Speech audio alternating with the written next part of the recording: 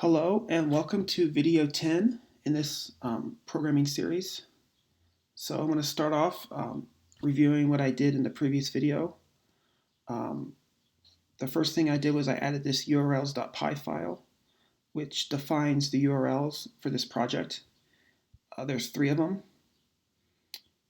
And then also I added this views.py file, which defines the code that's called when each of these get hit. I just did a simple HTTP response for each one of these, which is just like a simple page with just text on it. And today I'm going to replace this HTTP response with a template response, which will actually generate a web page. Yeah. So to get started, I'm going to want to import, is called template response, which is a subclass of HTTP response that instead of just taking a simple string, it takes a template name. And a template is just an HTML page that has the ability to render code. So to do that, I have to import template response, and I don't know how to do that, so I don't have it memorized, so I'm going to look it up. So I'm just going to Google template response, and then the first hit is the Django documentation, and I'm just going to scroll down until I see the example. Here it is, and then here's the code I need. So I'm going to add that to my thing at the top, template response. I'm just going to replace it with template, each of these. This one is not a template. This is just going to return JSON, so I'm just going to leave it there for now. And the template response, it takes 3 arguments, the request, and then the template name, and then this is the context. So I'm just going to remove this.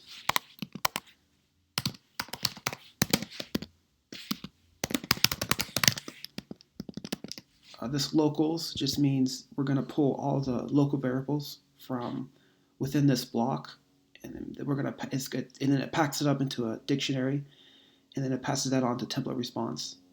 And I'm just going to use this for now. Maybe later on I'll replace this with something else, but for now I'm just going to say locals. And this template, we're just going to call it list machines. .html. Now I need to actually make this file. So I'll go to the command line and make a template called templates.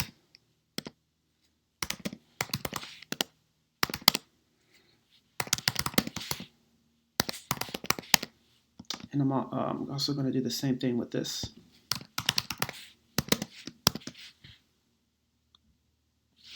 I could call it show graphs.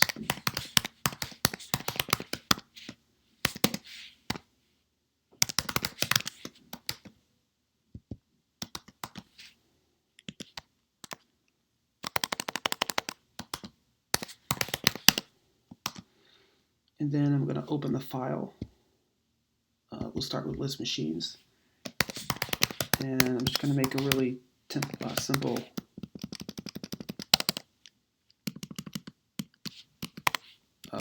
document here.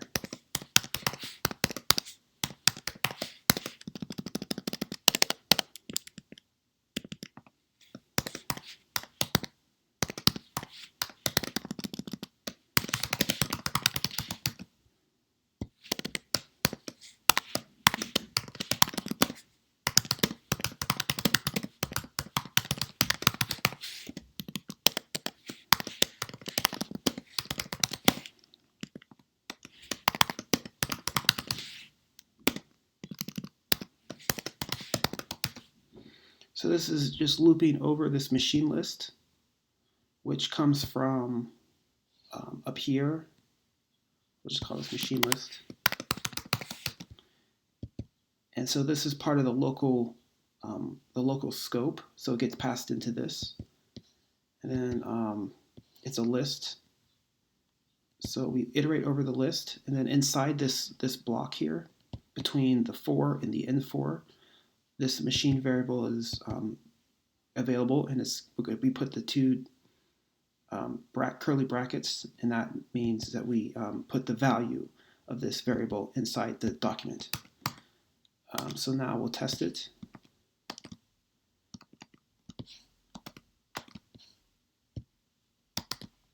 And this is not working. And the problem is we have this syntax error. So I'm going to fix that.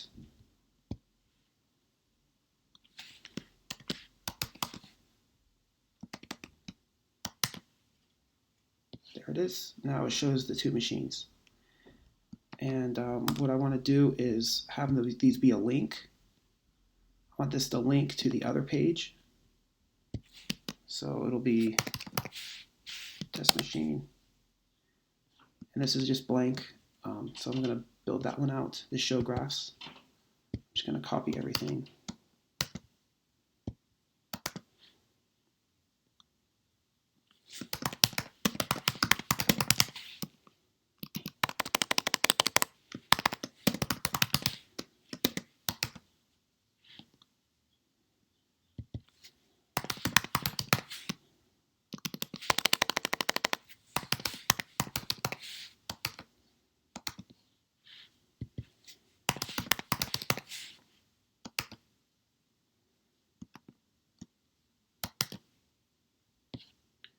There it is, and I didn't build that the graph set list. I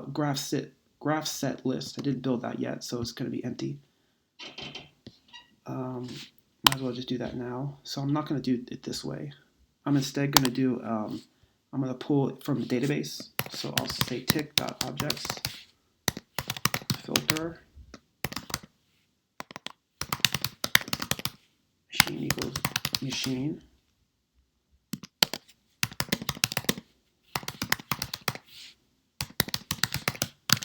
Actually, we'll call this ticks. So what we're doing here is pulling all of the ticks for this machine that was passed in, and then we're saying if it doesn't exist, we're going to raise a 404 error.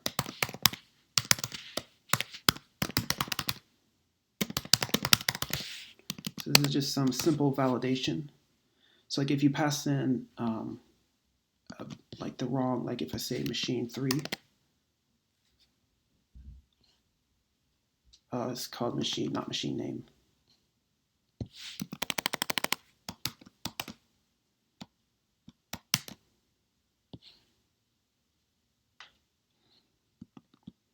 think there's an S exists like that, maybe. Yeah, and then we have to import 404. So I think it's just here. Yeah, machine not found. So if we put in a machine that doesn't exist, but if it does exist, then it doesn't return 404. So this is just like a simple validation.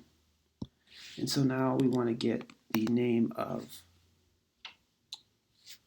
the graph sets. So we'll just say graph sets equals ticks dot values, and we're going to say pull results graph set name. I think that's what it is. Yeah, graph set name. So what this is doing is grabbing all the pull results associated with each tick, and then pulling in the name, the graph set name, and then we want to do dot distinct. And then this gets passed into locals. I think this has to be called graph set list.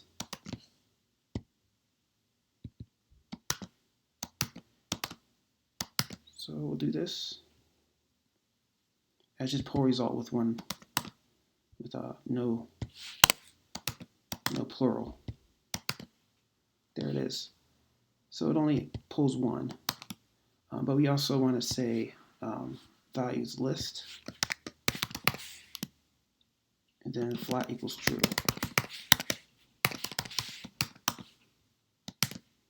There it is, system load. And so also to test this, we'll just go here and I'm just going to see test machine 1, which is the same. So we're going to go and just change one of these. Actually, we can't do that easily. Oh, well, yeah, we can. We can do it from the command line. So I'm just going to say reset the terminal.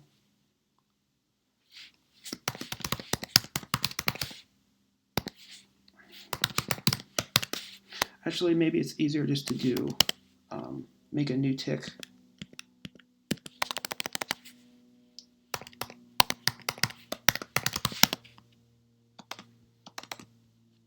And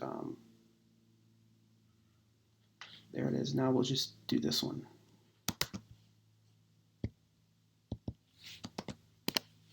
Now it's showing two different ones. So there we go. And then I'll do the same kind of validation on this third URL. So we're just validating that this machine is valid. And then we also want to validate that the graph set is valid. So we'll do the same thing. Not exactly the same thing, but mostly the same thing. Except we're going to just filter.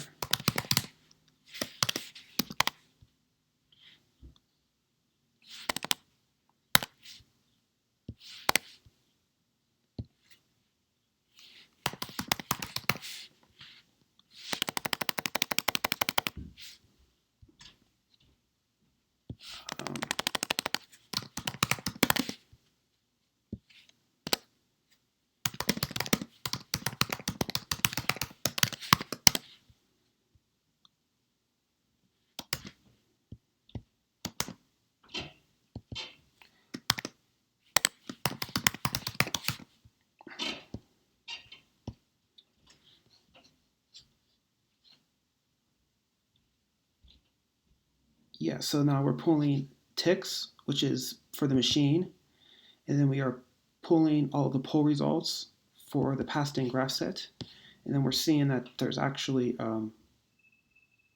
a graph set, there's actually data there for it, and if there isn't, then it raises the 404. So we're going to test this by just going uptime, and this should, yep, it should actually work. But if I say like uptime 3, that should fail because it's not finding any graph sets called uptime 3. So that's failing. I'm going to do one more thing. I'm going to go to the list machines. I'm going to make this be a link. So we'll go href equals this.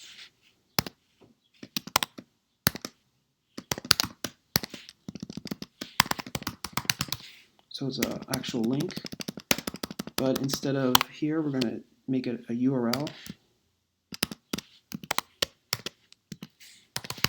So this URL tag is built into Django. It's there by default. And so we want to pass, for the second argument, we want to pass in the name of the view, or rather the name of the URL, which in this case, it's this right here. And then the third argument is the variable used to make the actual URL, which in this case is this machine, with the machine name. So we pass that in here. And this has to be in quotation marks. I just use single quotation marks. Because this is, if you don't use the quotation marks, it'll interpret this as a variable. But there's no variable called show machine graphs. This is the name of the graph. So it goes in with quotation marks. And so we're going to test this. Actually, the other one. There it is. Now that these are links. And so you click it, and it takes you to the show graphs page. And then these will be the graphs. And I think that's it for this video. In the next video, I'm going to build out this graph set page. So instead of just putting the graph set name, we're actually going to make the graph.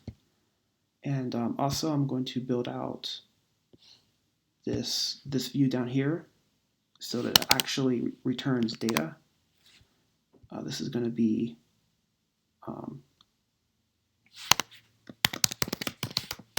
pull results, get graph data, and then we'll pass in machine name and graph set.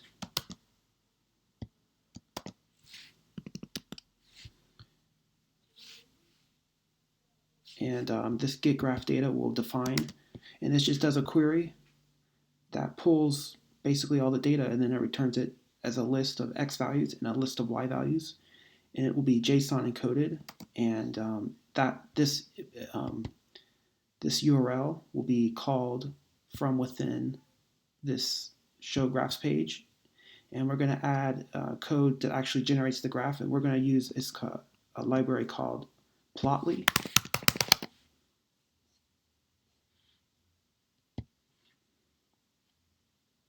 Yeah, Plotly. But we're going to use the JavaScript version, not the Python. It's a pretty good library. I haven't used it much, but it seems to be pretty good. So I'm now going to commit.